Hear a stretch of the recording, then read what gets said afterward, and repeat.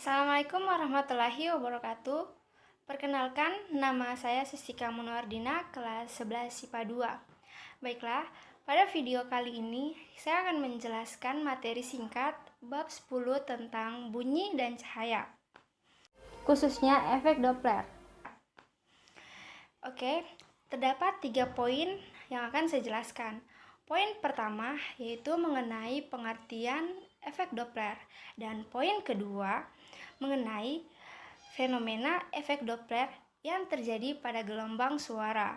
Selanjutnya, poin terakhir yaitu tentang rumus serta contoh soal.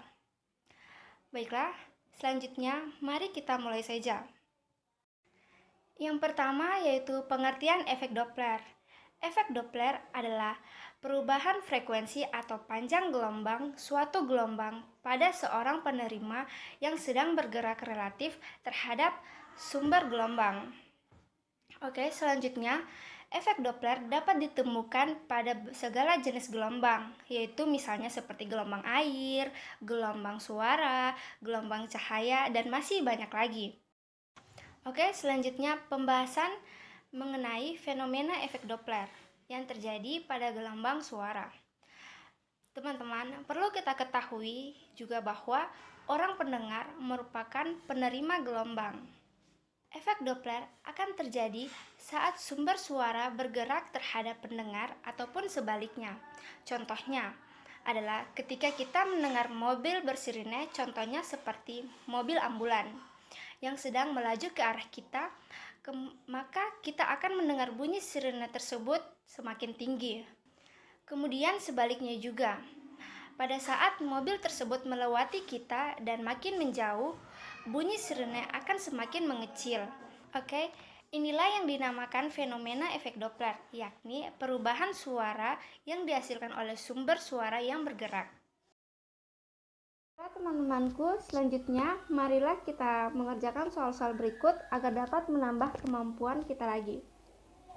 Yaitu sebuah kereta api bergerak dengan kecepatan 72 km per jam mendekati stasiun sambil membunyikan fluid yang berfrekuensi 940 Hz. Kecepatan bunyi di udara 340 meter per sekon. Bunyi yang didengar oleh orang yang berada di stasiun berfrekuensi adalah. Selanjutnya, untuk menjawab soal tersebut, langkah pertama kita harus menentukan diketahui dari soal tersebut. Pada soal tersebut diketahui Vs atau kecepatan sumber bunyi yang satuannya yaitu meter per sekon adalah 72 km per jam diubah menjadi meter per sekon, yaitu sehingga menghasilkan 20 meter per sekon. Selanjutnya, Vp adalah kecepatan pengamat. Karena di situ kecepatan pengamatnya pendengar diam, maka hasilnya adalah 0 meter per sekon. Selanjutnya, Fs. Fs yaitu frekuensi sumber bunyi pada soal adalah 940 Hz dan V yaitu cepat rambat bunyi adalah 340 meter per sekon. Kemudian ditanyakan Fp adalah frekuensi pengamat. Kerjakan sesuai dengan rumus.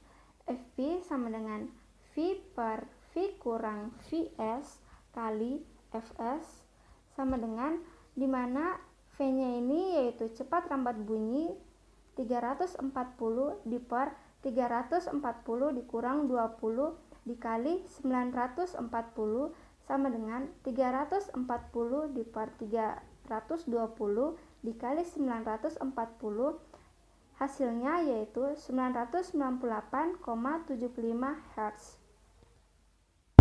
Selanjutnya soal berikut, yaitu sumber bunyi memancarkan bunyi dengan frekuensi 500 Hz saling mendekat dengan pendengar. Kecepatan sumber bunyi 40 meter per sekon dan kecepatan pendengar 50 meter per sekon. Jika kecepatan bunyi di udara adalah 340 meter per sekon, frekuensi bunyi yang didengar oleh pendengar adalah. Oke, untuk menjawab soal tersebut, selanjutnya kita harus menentukan diketahui dari soal tersebut, yaitu Fs sama dengan 500 Hz Vs atau kecepatan sumber bunyi dalam satuan meter per sekon yaitu 40 meter per sekon, yaitu juga sumber bunyi mendekati pendengar.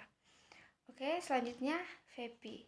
Vp adalah kecepatan pengamat yang satuannya yaitu meter per sekon.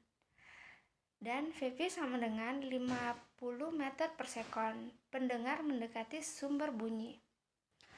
V sama dengan 340 meter per sekon. Dan ditanya Fp. Baiklah, selanjutnya mengerjakan sesuai dengan rumus yang telah ditentukan. Karena yang dicari adalah Fp atau frekuensi pengamat, maka rumusnya yaitu V tambah Vp atau cepat rambat ditambah kecepatan pengamat per V kurang Vs atau cepat rambat bunyi dikurang kecepatan sumber bunyi dikali Fs, yaitu frekuensi sumber bunyi sama dengan 390 per 340 dikurang 40 dikali 500 sama dengan 390 per 300 dikali 500 sama dengan 650 Hz. Itulah jawabannya. Baiklah, sekian dari video pembelajaran ini. Apabila ada kekurangan serta kesalahan, mohon dimaafkan karena kesempurnaan hanya milik Allah semata. Billahi taufiq wal hidayah. Wassalamualaikum warahmatullahi wabarakatuh.